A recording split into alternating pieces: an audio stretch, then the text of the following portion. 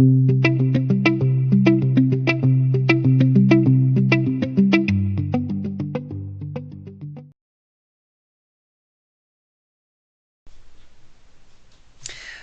so number one is understanding measurements.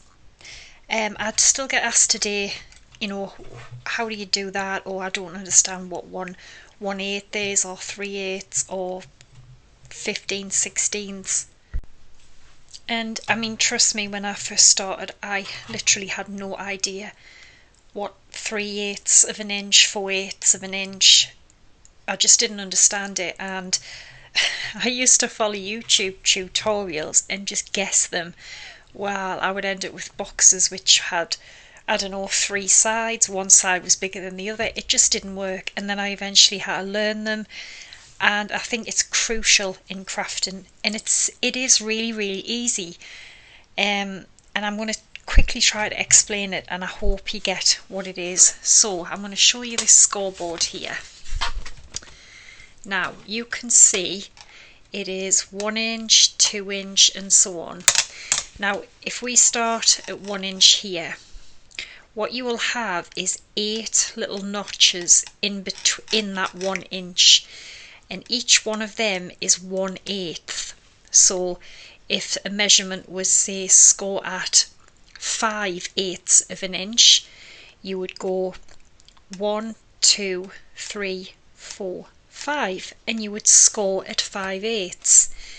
If it was, 3/8, 1, 2, 3, and then you would score there. So the 1/8 is just one of them little notches. So 1/8, 2/8, well, that's actually 1/4 of an inch, 3/8, half an inch, and so on. And it really is that easy. So I highly recommend even just taking the time to learn them, because it does make all the difference. Now, this is one that does confuse a lot of people, and this is 1/16 of an inch. Now, you tend to find you have the 16ths on trimmers, like paper trimmers, more like scoreboards don't really have them. So you will notice that we have a lot more little notches in there than we did on the scoreboard. We have 16, which would equate to a 16th of an inch. So say if I had to cut or score something at 1 5/16, there's 1. So what I would do is I would count 5 of them. So it would be 1, 2, 3, 4, 5. 1 5/16, because there is 16 little notches in there. Okay, if I had to score at 1 8/16, I would just count 8. So 1, 2, 3, 4, 5, 6, 7, 8, and so on. So whatever the measurement is, whether it be 5 3/16, you would just go to 5 and you would just count another 3. 1, 2, 3, 5 3/16. That's all it is. It just means there's double of the notches in the measurement. 1/8 of an inch, you would have 8 notches. What, a 16th of an inch, you would have 16. So it's that simple, but I do think it's crucial. I mean, if you've been with me for a long time, you'll know, I work in imperial. I'm not keen on centimetres. I don't think I ever will be. It's just the way I am. I just prefer them. So yeah, I hope you can grasp that, because it's so important, and I think it'll help you and advance you in your crafting. So let's move on to number 2.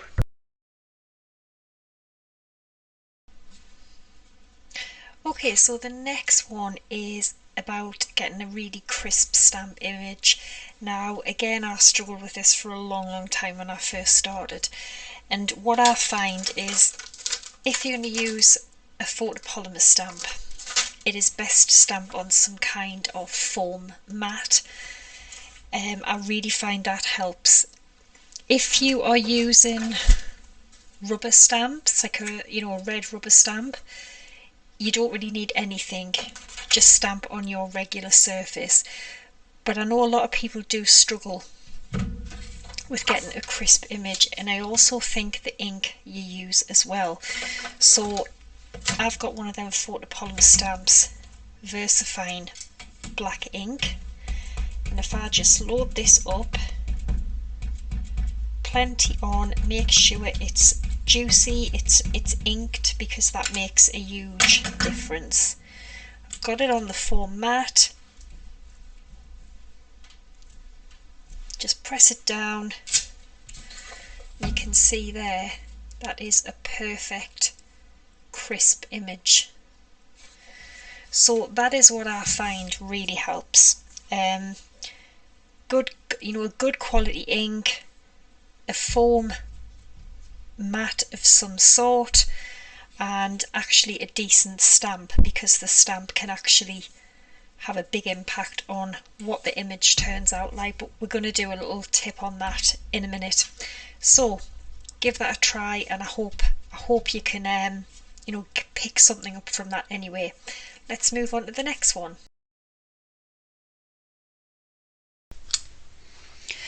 Alright, number 3 is inks, and I still get asked this today, which inks do I use for what? Because let's face it, there's tons on the market, and in the beginning I didn't know really what ink was to use with what. So I've just got a selection of them here. Now, all I know is that if I'm going to do any alcohol marker colouring, I'll always go for Memento Tuxedo Black, because you will find you don't get any bleeding. It doesn't make the ink bleed. So if you're going to do any colouring with alcohol markers, go for Memento Tuxedo Black. Now, if you're going to be doing watercolouring, you've got a few choices actually. You can go for this VERSAFINE. Brilliant, just general stamping ink. It's really crisp, and a really crisp image is what you get. And you tend to find as well, if you turn them over, it will actually tell you on the back. So it's saying it's perfect for watercolours and stamped images, and it really, really is. The same with this. This is really good as well, not just for alcohol colouring, but stamping in general. And then you've got your archival inks. So if you turn it over, it's telling you here it's waterproof, permanent, it won't bleed when it's used with water-based dye inks, acrylic paint and watercolours. So really this is kind of an all-purpose ink really, because it's waterproof and permanent. So this is a really, I would definitely say, if you do like watercolouring and colouring and stuff, you've got a really good set of choices there. Now, a stays on is exactly what it says, stays on, and it's a solvent ink pad, okay? And it's telling you here on the back, especially for glass, plastic, ceramic, laminated stuff. So if you're going to stamp on, say, vellum or a laminated sheet acetate, stays on is really what you want to go for, because it takes a little bit to dry, but it'll allow you to stamp on them other kind of surfaces like shrink plastic, things like that. And then obviously I've got Versamark for heat embossing. It's just a clear sticky pad which the powder sticks to. There's a lot of different embossing inks on the market. I recommend Versamark, and also the white one that I sometimes use. Let me see if I can grab it. This one is really good too, but it needs cleaning and it needs re-inking, because it's not stamping very well. It needs re-inking. The VERSAFINE Clair, again, this is a pigment ink. Now I love these. They come in lots of colours and they're brilliant. The black is just so nice, it's so crisp. I think for general stamping like sentiments, I would go for VERSAFINE and VERSAFINE Clair. Again, look on the back, it's telling you here, pigment, it's perfect for watercolours and stamped images. And then you're moving on to your Distress Oxide. Now these are different to the regular Distress inks because these are a combination of a pigment dye and an ink dye. So with it being pigment, you could also heat emboss with this as well. Brilliant for blending your backgrounds. You can obviously stamp with them just in general, but you won't get a crisp image as you would with, say, VERSAFINE or, you know, an archival ink, for example. But this is generally what I have. So when I'm going to do alcohol colouring, I go for a Memento. Laminated sheets, shrink plastic, things like that, I'll go for a STAZON. Archival, watercolouring, things like that. The same with the VERSAFINE. I tend to use this just for crisp stamped images. But yeah, I hope that helps because there is so many on the market. There really is. I mean, I used to have a whole load of Stampin' Up inks and I sold them all. I think I kept 2 of my favourite colours. They do stamp beautiful, but I found I just wasn't using them when I can just have these and do what I like because I can heat emboss with them and things like that. So I hope that gives you a bit of an insight into what inks are for what. So let's move into the next one.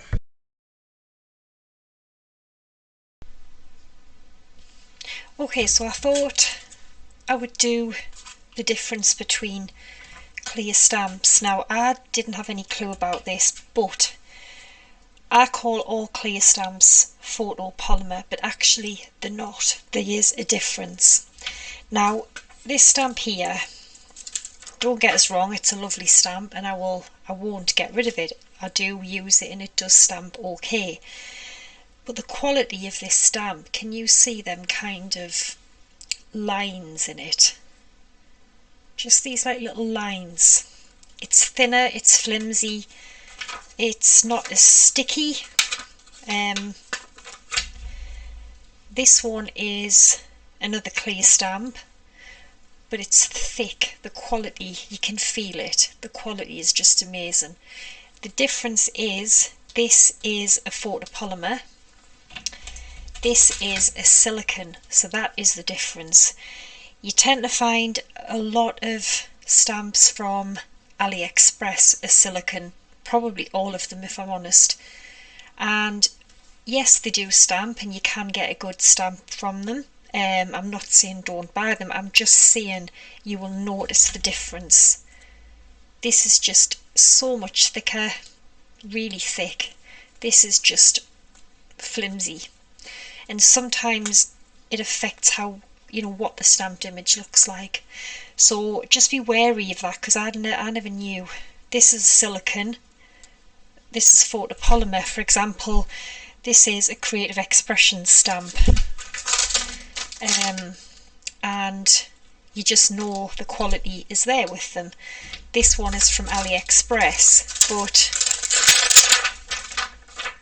you can just see the difference in the quality of that stamp compared to these silicone, and they tend to discolour as well a lot. I don't just mean being stained from the ink, I mean they often go yellow. You also tell them that they're not the best quality, and you tend to find these ones, yes, they will stain with the colour of the ink, but they don't go that dirty yellow colour. You tend to find they do that when they're not as good quality or the silicone type. So I had no clue about that, so I hope you've learnt something from that. So let's move on to the next one.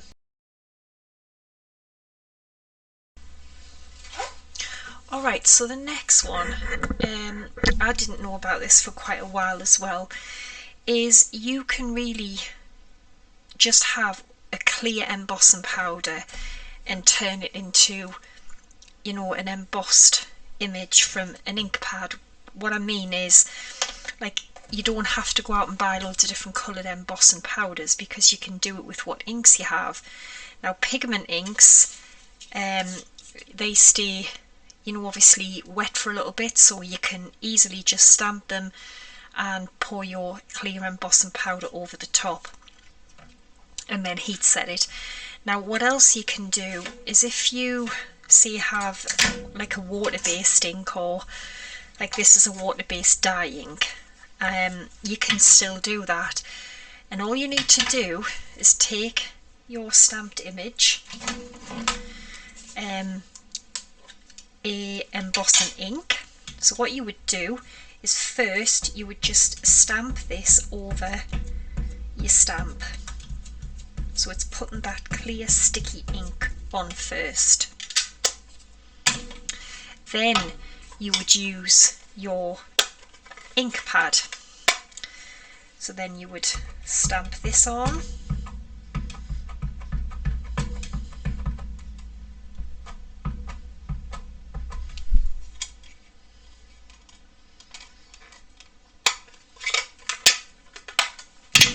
Covered in ink. So stamp this.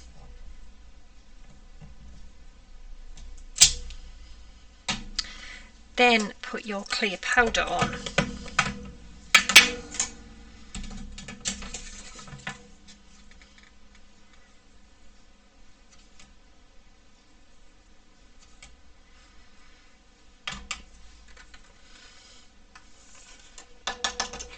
You can see how it's dulled the image because it's stuck to it. And then I'm just going to quickly heat set it and I'll show you what it's like when it's done. Okay, and you can see there now it's heat embossed that beautifully. So, you know, don't think just because you have a water-based ink you can't heat emboss it. You can, as long as you use a sticky embossing ink first and then your ink and then pour your powder on. You've got a lovely heat embossed image there. So, there you go. Let's move on to the next one.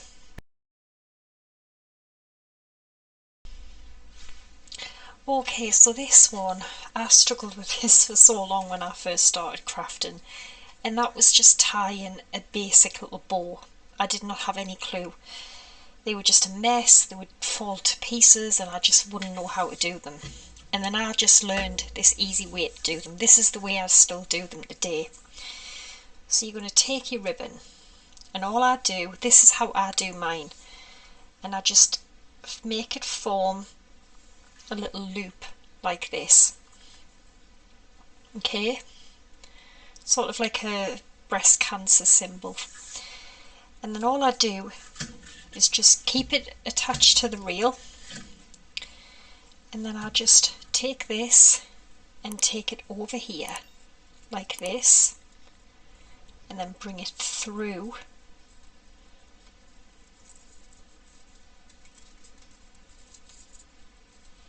here. Now I'm going to show you again because that took a bit of doing. But this is how I tie mine. Just adjust them how you want them, how big you want them, and then you can just trim it off. And you can just fluff the little bits up. So I'm going to show you that again. Take the ribbon, form a little loop, take this over here, okay, and then you want to pull it through here like this. Pull that through and then just pull and then just adjust it. And I found this to be the easiest method. It's the method I still use. And then you can just trim it off however much you want. A good sharp pair of scissors. These are not because I use them for paper. You really should keep a pair just for your ribbon. But that's how I do mine, and I think, you know, obviously they're way too long, but you get what I mean. Let's have a look. These might be better.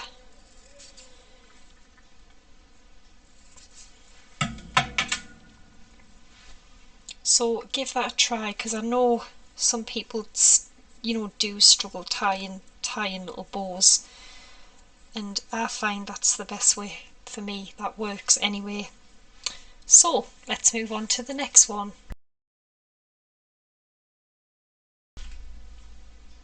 Alright, so the next one was paper trimmers. When I first started crafting, I started with Stampin' Up. They had their trimmer, which they still have, but I think they've upgraded, you know, they've kind of restyled it. And I found out that a rotary blade is much better. Now this WOODWARE trimmer, if you already, you know, have been with me for a while, you'll know that this is the only trimmer I really use now. And the blade is encased in there, and it will only come out when you press down. You'd see the blade there peeping out. And this is a rotary trimmer because what it does is when it cuts, it just kind of glides over. So for example, you just put your paper in and you get no little raggedy edges, you get no raggedy lines, neither on the other bit that's cut out either. So what you will find is with the other trimmers, like a V blade trimmer, they have a little V, and what they do is they just drag the paper. Yes, they will cut well at first, but then you will find you'll get all raggedy edges, you'll be forever changing the blades. So, you know, once I really realised that, I got rid of my trimmer pretty quickly. I only kept it really for scoring.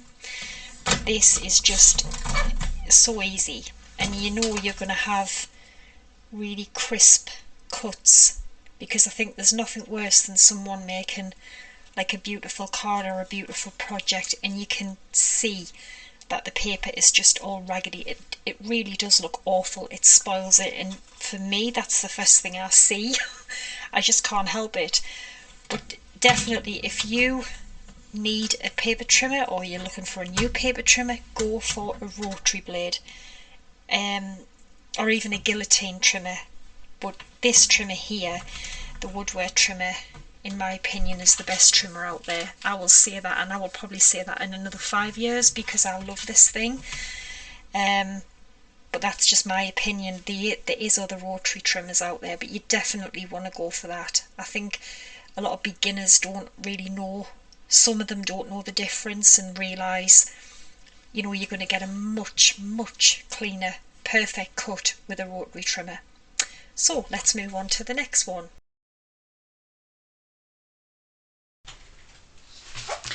Okay everyone, the next one is intricate dies and intricate die cuts.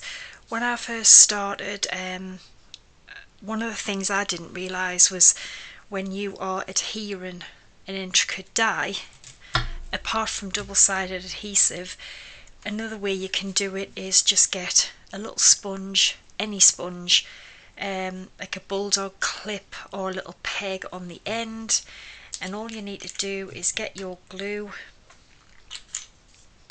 just get some on your sponge and literally just start dabbing it all over this intricate die, and honestly it works brilliant. It sticks so well, and I just love this, especially if you know you don't have double-sided adhesive, and then you would just come along and you would just stick it down onto your card or whatever you're going to make, and it really does work really well actually. So another couple of things I want to add into this is, let me just get this glue off because it will drive me potty. Right, another thing is glue, actual glue. Now when I first started, I had no idea about art glitter glue. I've talked about it loads. It's in here. This is what I do. I just normally put it in here, because the art glitter glue I've got at the minute is a really big bottle and I think it's just too big, so I just fill it up into there. But this glue, in my opinion, is probably the best glue out there. It dries quickly, no messing about, it sticks the stuff really well, and it's just brilliant glue. Absolutely love this stuff. definitely that. Another thing I'm going to quickly include is this die here. This is a very intricate die. It's a collection. They are Tim Holtz. There's Doodle Art. Yeah, Doodle Art and Doodle Art 2. That one's the Doodle Art 2 that I cut out there. Now I'm going to show you something quickly, because before I got the thing I'm going to talk to you about, I really struggled to cut this die. Even in the Big Shot fold-away, it does cut, but you're talking multiple times running it through. Now what I have been using for a few months really is this. Now this is the precision base plate, but it's actually a chrome precision base plate. So I'm going to turn it around. Actually, you can see it's chrome, and on the back it tells you how to use it. This thing is amazing for a few reasons. It will cut these intricate dies like a hot knife through butter. It really will. It's chrome, so you will find it doesn't mark. I've used this tons. It doesn't mark. You can polish it back up. This thing is absolutely incredible, and I'm going to quickly show you how well it cuts. So you need your base plate, thin die adapter. Okay, get your chrome plate, and you want to put it face up, okay, so that the chrome side is up. Then you want to take your paper and then your die, just pop them on literally like this, and then one plate on the top. And what I do is I just run it through.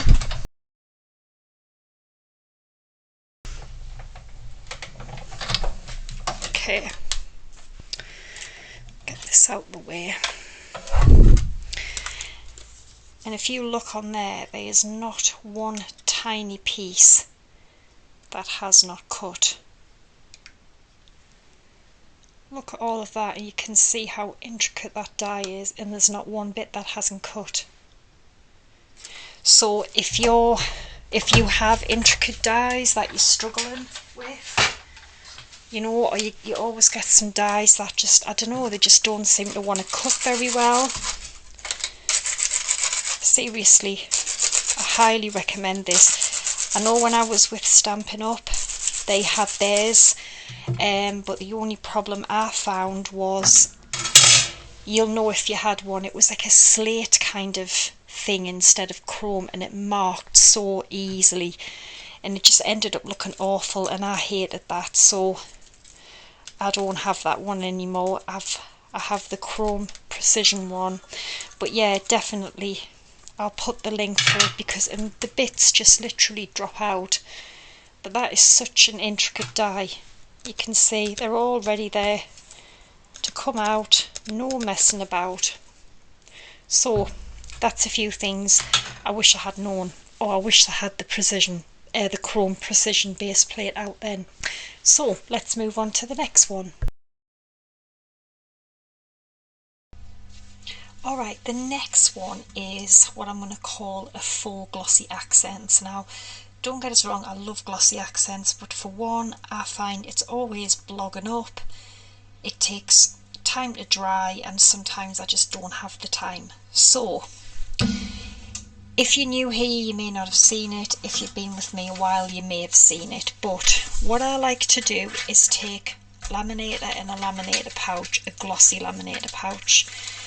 And this is an A5 one. Now I've picked 2 pieces of patterned paper, put them back to back, so you have the side that you want to be seen facing outwards on each side. Pop it in your pouch, and then you're going to run it through your laminator.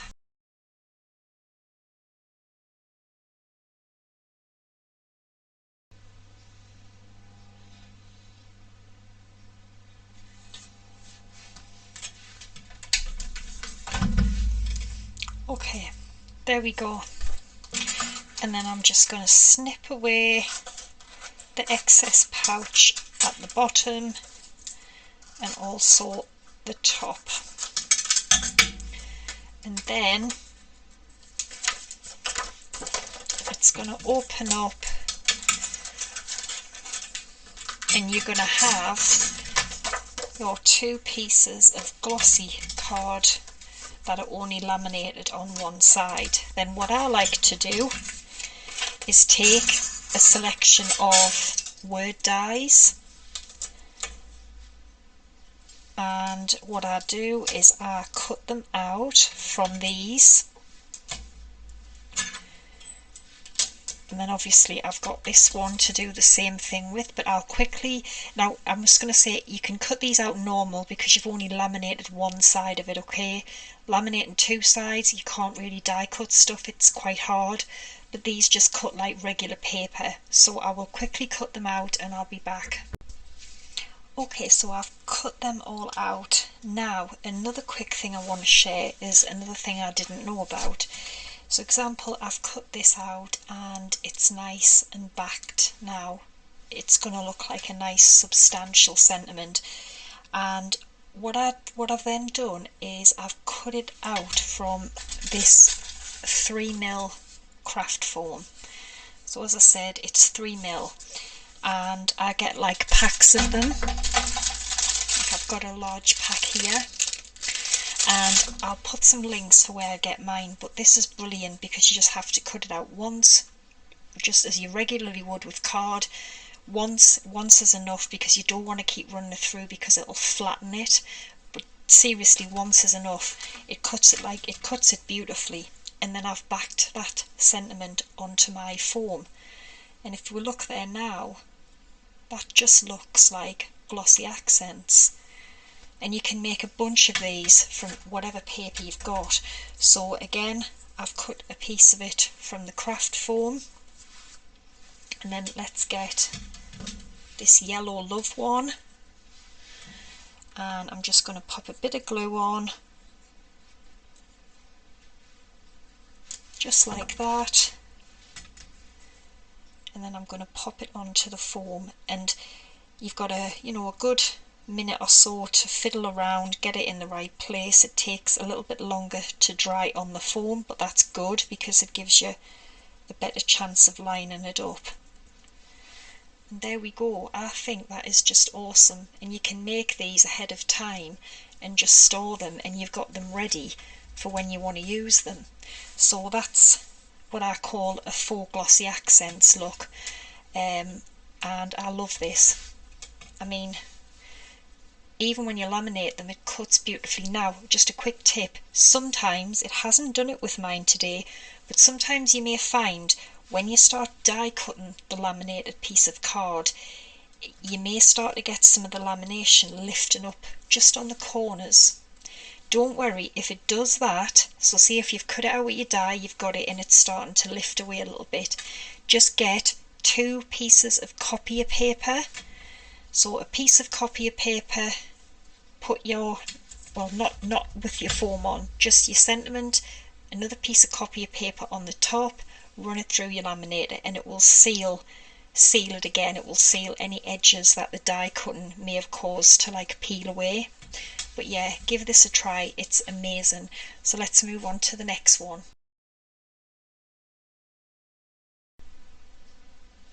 Alright, so this next tip that I didn't know was basically if you have any kind of layering dies, okay,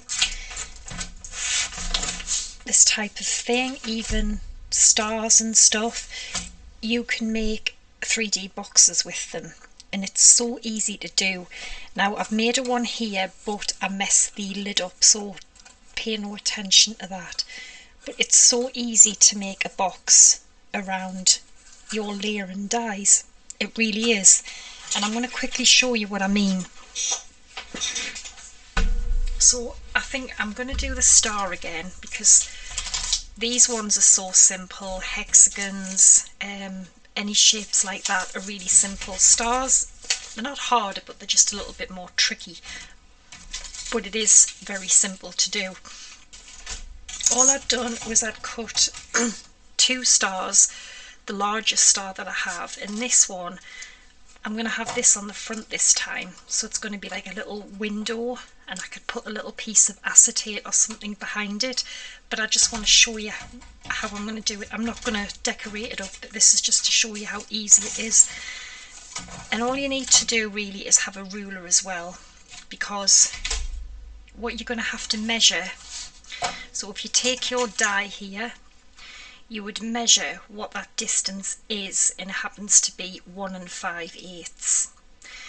And then you're going to work out how deep you want your box. Now I'm having this 1 inch, you could have 2 inches, 3 inches, it's entirely up to you. So the first steps would be take whatever die you're going to have, measure the sides of it, okay? And for example, say I wanted to make a box around this die here, I would have to measure that bit and that bit, okay? And the rest would be the same. That would be the same as that, but you would just need to measure what that is and what this corner is, and then you would transfer that to your size of paper. So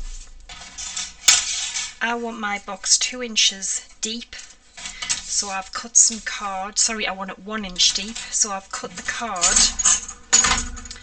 2 inches, 2 inches, because I want sections to glue it together. So I would score it 1/2 inch on each side. So that would be my 1 inch for the depth, and the 2 pieces here to use as the sides to glue it. The length, I've just kept it at a full 11 3/4, and then because I've measured them and I know the 1 5/8, that's what I need to score this at.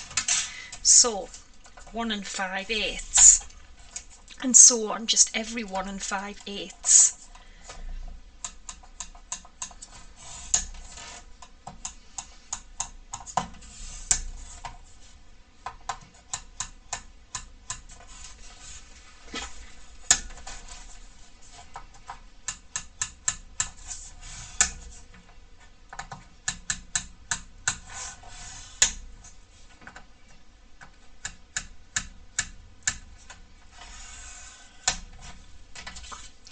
And then there's a little bit left over, you want to keep that.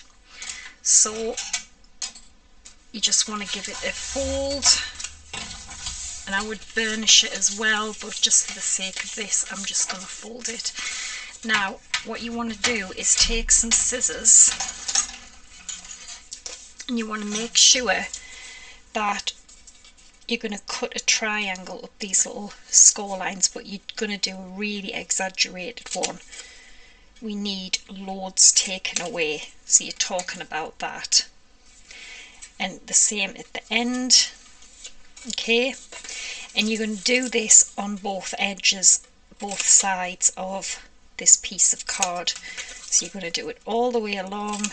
You want really wide score, really wide notches.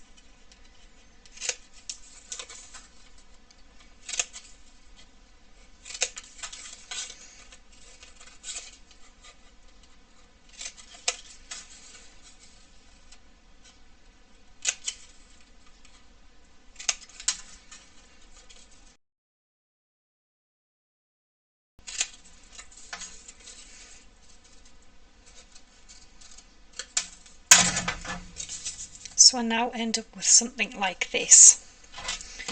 Now it's so easy as well to put it together.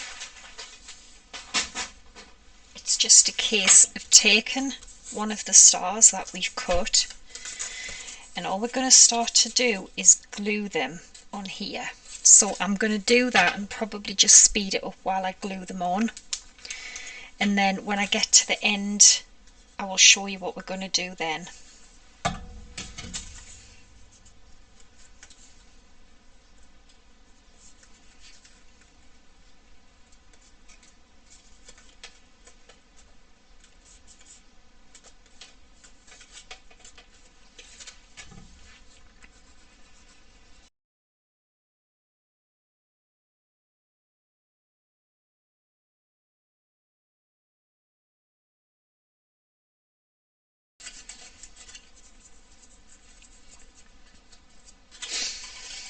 Okay, so that's what we have now. Okay, dead easy. Now I know I need to do another piece of card, which is going to be 3 of them lengths. So it needs to be again 2 inches, half an inch score at each end, and it needs to be 1 5/8 times 3. So I will do that with this piece of card. Okay, so I've stuck all of them on, and I've just stuck these little bits down because you don't want them sticking up. And then again I have done another piece, and I needed it to be 3 of the 1 5/8, so that will come in handy for that to glue onto there to join it together. And then we'll just stick that down the same. And then what I've done to open it this time is I've left a little piece there, and that will just sit under there, and you can just open it like that, I hope. So glue on here, and glue on here, but don't put any on the last one.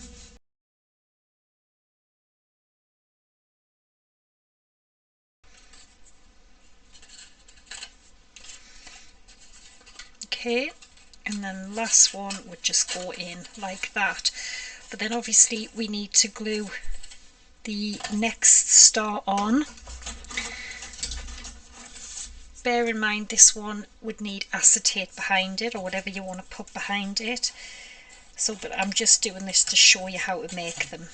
So we don't want any glue on this here. So we just put that up out the way.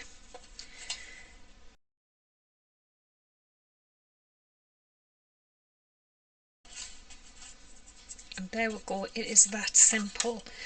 And this would go in here like so. And there you go. That is how easy it is, and the same applies to any kind of layer and die. Obviously things like this, they're going to be a little bit more complicated because you're going to have to measure and score, measure, score, and the same. And then you would need to cut teeth to go round.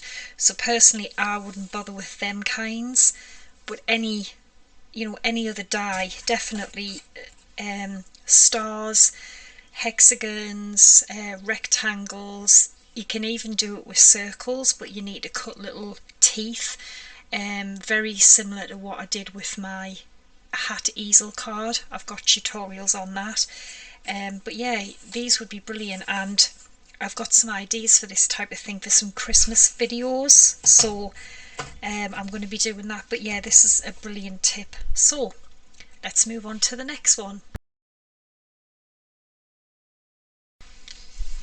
Alright, I wasn't going to include this one, but I have found out something new.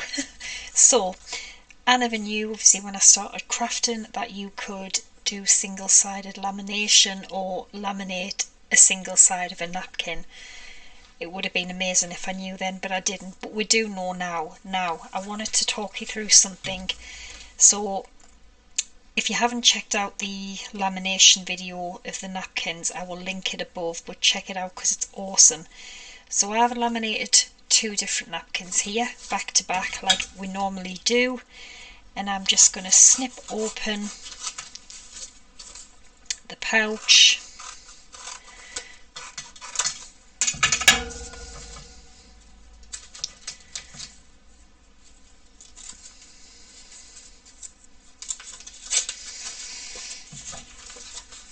Okay, so I have got the napkin, and then we don't need to peel the backs off when we do these because they both come off together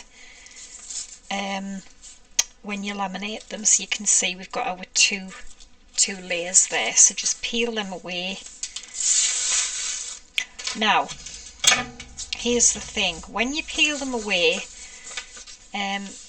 it's sort of translucent, not really though, but you can't tell it's a napkin. I got a message from a lady on Instagram today called Fiona, and she told me that you can make these even more translucent if you scrub away as much as you can of this back piece. Now you will always end up with this at the back because it's part of the napkin, it's what puts the image on there, so you can't get rid of it completely. But I want to show you something here. So if I get this one, I'll just peel these two backs off.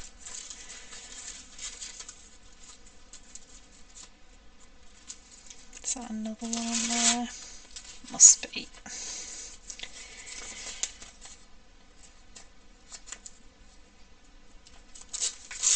That's it. See, I've got the two backs off here, but you still have that sort of like frosty look to it. Alright, now you can make it even more translucent. It isn't picking it up as well on the camera, but I hope you can see the difference. It's so much more see-through.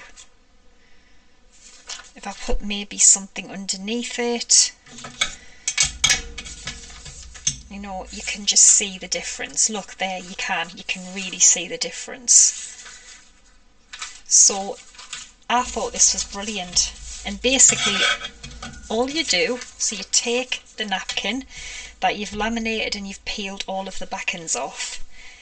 I've got a bit of kitchen paper here, and all I've done is literally a little cup of water, and I'm just going to pour this water on the napkin. Whoopsie, maybe it's not that much, but enough to soak it. And I've just got a little kitchen scrubber here, and then all you're going to do, I'm going to take this off of it actually, is just start to brush like this. I mean, it's pretty tough because it's been laminated, so don't worry. And can you see it's starting to take away